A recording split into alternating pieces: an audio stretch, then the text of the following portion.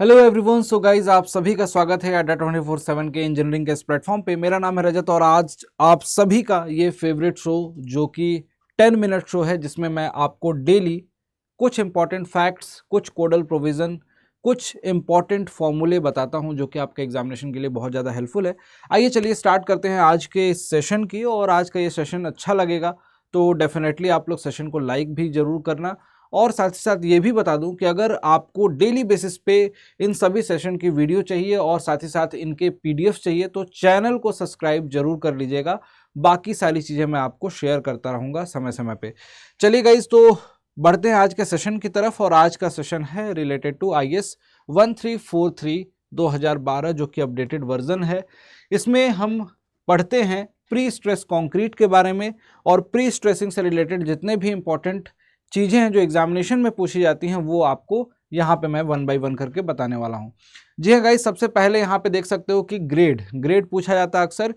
M30 और M40 grade जो कि मिनिमम ग्रेड होते हैं। M30 किसके लिए आपसे पूछा जाता है एग्जामिनेशन में, are the minimum grade of concrete for the post tensioning. M30 minimum किसके लिए, पोस्ट टेंशनिंग के लिए, और प्री टेंशनिंग के लिए M40 and pre tensioning member for the pre stress concrete respectively.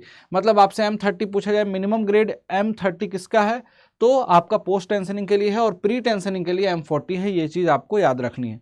अगले पॉइंट पे बढ़ते हैं। यहाँ पे स्पेसिंग की बात पूछी जाती है कि प्री स्ट्रेसिंग में प्री टेंशनिंग जो करते हैं वहाँ पे स्पेसिंग कितना रखते हैं मिनिमम, और पोस्ट टेंशनिंग में। तो प्री टेंशनिंग की अगर बात करें तो स्पेसिंग की जो वैल्यू होती है इन दोनों में से मैक्सिमम वैल्यू चूज की जाती है। इन दोनों में से मैक्सिमम किसमें से 3 इंटू डाया ऑफ वायर। जो भी वायर्स स्टील के बार्स यूज करेंगे उनका डायामीटर होगा उसका 3 गुना किया, और nominal size of coarse aggregate जो कि कोर्स एग्रीगेट का नॉमिनल साइज आपको क्वेश्चन में दिया होगा plus 5 mm।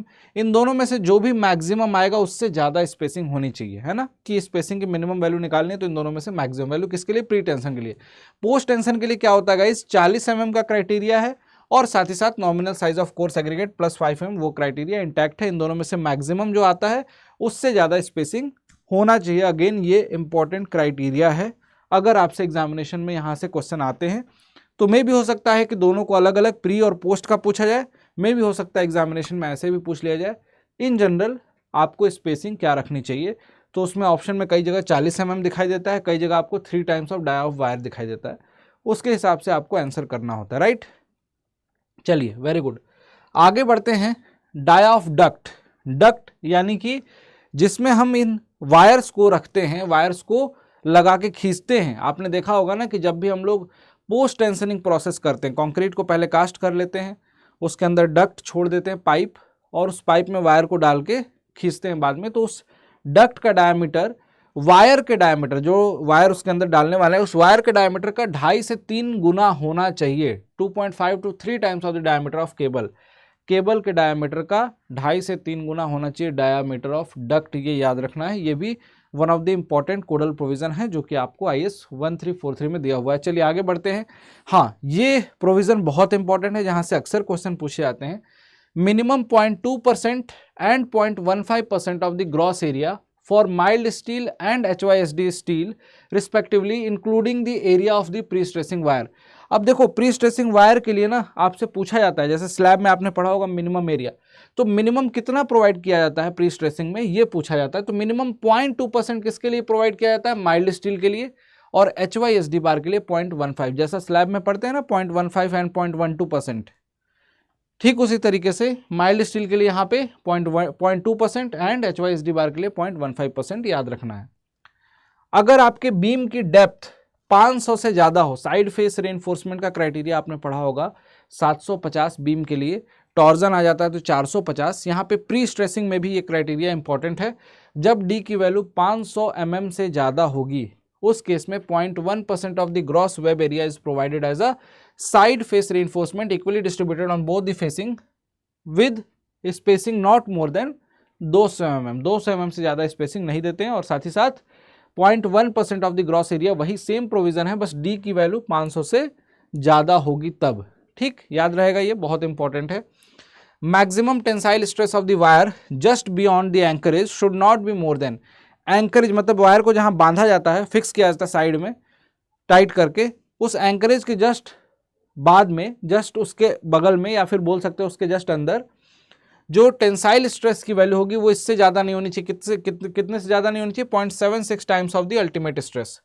0.76 times of the ultimate stress है। और किसकी बात कर रहा है? टेंसाइल स्ट्रेस की। इसी तरीके से कंप्रेशन का भी आपको क्राइटेरिया याद रखना होता है। एक इंपॉर्टेंट क्राइटेरिया यहाँ पे दिखाई देता है गाइज, जो कि डिफ्लेक्शन से रिलेटेड है, बहुत इंपॉर्टेंट है। Finishes are to be applied to the pre-stress concrete member, the total upward deflection should not exceed span upon 300 unless uniformity of the camber between adjacent unit can be ensured। अब देखो यहाँ पे ना आपको ये समझना है कि जब भी हम प्री स्ट्रेस बीम की बात करते हैं, इसमें फ्लोर फिनिश वगैरह इंक्लूड कर लिया है, अपवर्ड डिफ्लेक्शन की मैक्सिमम वैल्यू आपसे पूछी जाती है। अपवर्ड डिफ्लेक्शन की मैक्सिमम वैल्यू क्या होगी? Span upon 300। अब आपने span upon 250, span upon 350 and 20 mm ये क्राइटेरिया पढ़ा है बीम के लिए, राइट? बीम के लिए डिफ्लेक्शन की वैल्यू, मैक्सिमम डिफ्लेक्शन की वैल्यू पढ़ी है, जिसमें पार्टीशन लोड हो, जिसमें पार्टीशन लोड ना हो, ये सारी चीज़ें आपने दोनों पढ़ा है। लेकिन अगर प्री स्ट्रेसिंग की बात आ जाए तो वहाँ पे हमें टिक लगाना होगा span upon 300। This is the important criteria जो कि प्री स्ट्रेसिंग में आपको देखने को मिलता है। जितने भी ये क्राइटेरिया है ना प्री स्ट्रेसिंग से रिलेटेड, आप ऐसा समझ लो कि ये एग्जामिनेशन में बहुत बार पूछे गए हैं, लेकिन इसको हम इग्नोर कर देते हैं, एक जगह हमें मिलती नहीं है चीज़ें। इसलिए क्या होता है कि कई बार ऐसा होता है कि हम चीज़ों को पढ़ते हैं फिर भूल जाते हैं, पढ़ते हैं फिर भूल जाते हैं। इसलिए आपको ये 10 मिनट की सीरीज़ मैं प्रोवाइड करा रहा हूँ, जिसमें सिस्टमेटिक वे में आपके पास सारी की सारी PDF रहेंगी, जिसको आप कभी भी पढ़ सकते हो, किसी भी टाइम इफ़ेक्टिव तरीके से यूज़ कर सकते हो, यूटिलाइज़ कर सकते हो, और अपने एग्ज़ाम के प्रिपरेशन के टाइम पे रिवीजन कर सकते हो इन PDF से। वीडियो की प्लेलिस्ट इसी चैनल पे आपको मिल जाएगी, जहाँ से आपको सारी की सारी वीडियो 1 by 1 रोज़ की 10 मिनट वीडियो आपको मिल जाएंगी। आज 6वां सेशन है, 5 सेशन ऑलरेडी आपको प्रोवाइड किए गए हैं, उन सेशन को भी देखिए। और गाइज अगर आपको ये छोटे छोटे सेशन जो हैं इंपॉर्टेंट लगते हैं, अच्छे लगते हैं ना, तो आप सेशन को लाइक करने के साथ साथ चैनल को सब्सक्राइब जरूर करना। इस चैनल के सब्सक्राइब बटन को जरूर हिट कीजिएगा, जिससे कि आपको मेरी वीडियो, ये वीडियो तुरंत आपको रिकमेंड हो जाए। जब भी आप किसी भी दूसरी वीडियो को देख रहे होगे उस समय आपको ये वीडियो दिखाई देगी, और जिससे कि आप 10 मिनट के अंदर ना चाहते हुए बहुत सारी चीज़ें सीख लोगे। तो जितने भी सिविल इंजीनियरिंग एस्पिरेंट हैं जो AE की, JEE की प्रिपरेशन कर रहे हैं, किसी भी इंजीनियरिंग एग्जामिनेशन की प्रिपरेशन कर रहे हैं, उनके लिए ये सारे सेशन बहुत ज़्यादा हेल्पफुल है। ठीक है गाइज, तो आपसे मिलेंगे हम नेक्स्ट सेशन में, और इस PDF को शेयर कर दूंगा अड्डा 24/7 एप्लीकेशन पे भी, और साथ ही साथ टेलीग्राम ग्रुप पे भी। जितने भी बच्चे मुझसे जुड़े हुए हैं उनको ये PDF मिलती रहती है। डिस्क्रिप्शन में लिंक भी होगा, उस लिंक से भी डाउनलोड कर सकते हैं। प्रीवियस PDF की भी लिंक प्रीवियस वीडियोज़ में लगे हुए होंगे, वहाँ से आप जाके डाउनलोड कर सकते हैं। Thank you so much, bye bye, take care. मिलते हैं आपसे नेक्स्ट वीडियो में। Till then keep learning. Thank you.